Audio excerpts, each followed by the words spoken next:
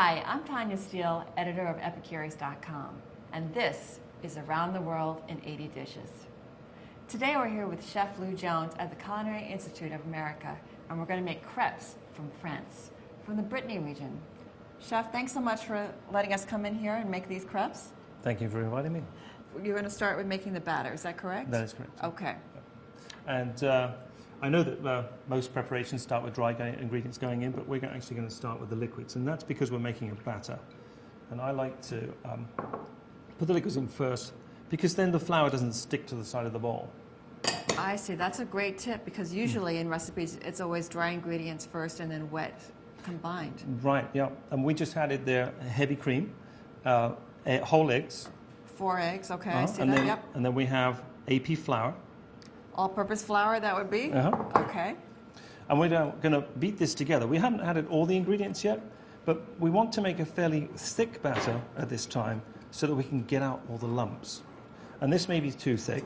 It's a little bit on the thick side. We're going to add about half of that milk there, or maybe a third. And this is whole milk? This is whole milk, yes.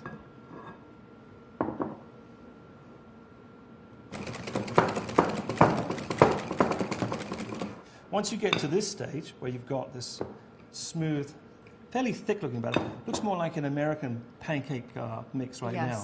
Now, when we add the rest of this milk, you may feel at home that it's rather thin.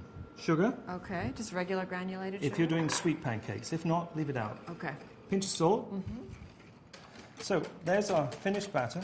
We're going to pass it through chinois. A sieve? You're doing this so that you don't have any lumps remaining in the batter, is that correct? Okay. Yeah, it's just the professional thing to do. I'm afraid in our world we don't have any choice. No, and you can see all the lumps in there. Yes, yes. And to help that go through, just get a 2-ounce ladle and just push like this, and it sets up a little movement to move those lumps away from the edge of the bowl, of the strainer. I see. And you can see it was worth. Wow, it really was, actually, I must say. Because we've got quite a lot of lumps there.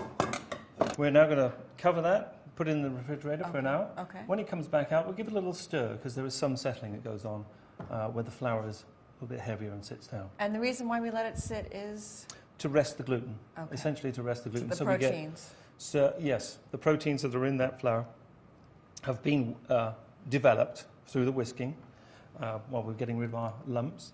And now we've got to get that to relax so that when we eat our pancakes, they're soft and yielding rather than chewy.